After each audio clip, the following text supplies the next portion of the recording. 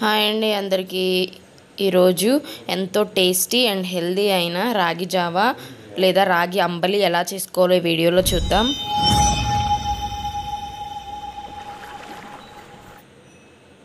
ఈ రాగి జావా అనేది ఎంతో ట్రెడిషనల్ అయిన రెసిపీ, చాలా బాగుంటుంది, ఎంతో హెల్దీ కూడా ఉంటుంది ఇది. సో రాగి పిండి అనేది దీనికోసం నేనైతే ఫస్ట్ స్టవ్ ఆన్ చేసుకున్నాను. స్టవ్ ఆన్ చేసుకొని మనం స్టవ్ మీద ఒక ప్యాన్ పెట్టుకున్నాను. ఇక్కడ ఒక బౌల్ లాంటిది తీసుకున్నాను. ఈ బౌల్లో నేను 1 గ్లాస్ వరకు వాటర్ అయితే యాడ్ చేసుకుంటున్నాను. ఈ వాటర్ మనకి బాగా కాగి మరగాలి. మరిగేంత వరకు వీటిని బాగా కాచుకోవాలి. ఇలా కాచే సమయంలో మనకి రుచికి సరిపడినంత సాల్ట్ అనేది యాడ్ చేసుకోండి. ఇలా కొంచెం వేసుకుంటే సరిపోతుంది మనకి. సో ఇది మనకి కాగుతూ ఉండే సమయంలో మనం ఇంకొక బౌల్ తీసుకొని ఇందులోకి మనం రాగి పిండి యాడ్ చేసుకోవాలి.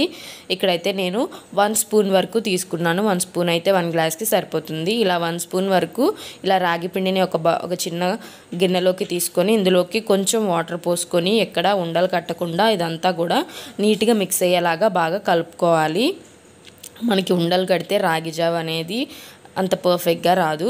ఇక్కడైతే నేను బాగా మనం వేసిన రాగి పిండి వాటర్లో మిక్స్ అయ్యేలాగా ఇలా మనకి కొంచెం కూడా ఉండలు లేకుండా కలిపేసుకోవాలి. ఇలా కలిపేసుకున్న తర్వాత సో దీన్ని పక్కన పెట్టేసుకోండి. మనం స్టవ్ మీద వాటర్ పెట్టుకున్నాం కదా, ఇవైతే మరిగిందో లేవో చూద్దాం. ఇంకొంచెము మనకి కాగితే మరిగేటప్పుడు మనము ఏదైతే కలుపుకున్నామో ఈ రాగి పిండిని దాన్ని అయితే ఇందులోకి వేసేసుకోవాలి. ఇక్కడైతే చూసారు కదా, సో ఇక్కడ నాకు బాగా కాగినాయి వాటర్ అనేవి.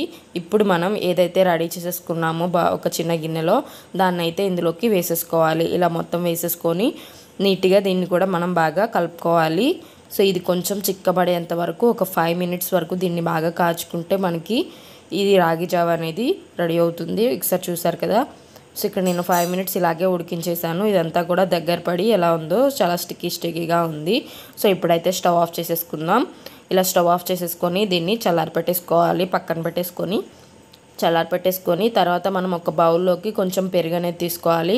ఇలా పెరుగు అనేది తీసుకొని చిక్కటి పెరుగు దీన్ని మజ్జిగలాగా చేసుకోవాలి. ఎక్కువ అవసరం లేదండి, చాలా చిక్కటి మజ్జిగ మనం చేసుకోవాలి. కొంచెం వరకు అయితే సరిపోతుంది. 1/2 గ్లాస్ వరకు అయితే ఇలా నేను పెరుగంతా కూడా నీట్గా కలిపేసుకొని ఇందులో కొంచెం వాటర్ పోసుకొని ఇలాగ మజ్జిగలాగా రెడీ చేసేసుకుంటున్నాను. ఇలా రెడీ చేసేసుకున్న తర్వాత ఏదైతే మనం స్టవ్ ఆఫ్ చేసుకొని పక్కన పెట్టుకొసుకున్నామో దాంట్లోకి ఇది యాడ్ చేసేసుకోవాలి. సో ఇది ఎంతో హెల్దీ అండి మనకి. సో ఎర్లీ మార్నింగ్ తింటే చాలా మంచిది. ఇక్కడైతే నేను ఇది చల్లారిపోతుంది కదా, ఇందులోకి నేను ఆ మజ్జిగ అనేది యాడ్ చేసేసుకుంటున్నాను. ఇలా యాడ్ చేసేసుకొని ఇదంతా కలిసేలాగా బాగా నీట్గా కలిపేసుకోవాలి. ఇలా బాగా కలిపేసుకొని మనం సర్వ్ చేసేసుకుంటే చాలా బాగుంటుంది. ఇలా కలుపుకున్న తర్వాత మీరు ఒకసారి సాల్ట్ అనేది చెక్ చేసుకోండి. ఒకవేళ సరిపోలేదు అంటే మీరు కొంచెం యాడ్ చేసేసుకోవచ్చు సాల్ట్ అనేది ఇందులోకి. సో ఇలా అయిపోయిన తర్వాత మనకి రెడీ అయిపోతుందండి. మనం ఇది చల్లారి పెట్టుకున్న తర్వాత ఎక్కువ చిక్కబడుతుంది. సో ఎక్కువ చిక్కబడుతుంది కాబట్టి నేను ఎక్కువ మనం రాగి పిండి అనేది యాడ్ చేసుకోలేదు. ఓన్లీ 1 స్పూన్ వరకే తీసుకున్నాము. సో ఇక్కడైతే నాకు రాగి జావ రెడీ అయిపోయింది. సో ఇదైతే ఎంతో టేస్టీగా ఉంటుంది. మీరు కూడా ఈ రెసిపీ అనేది ట్రై చేయండి. రాగి అంబలి అండ్ హెల్తీ కూడా.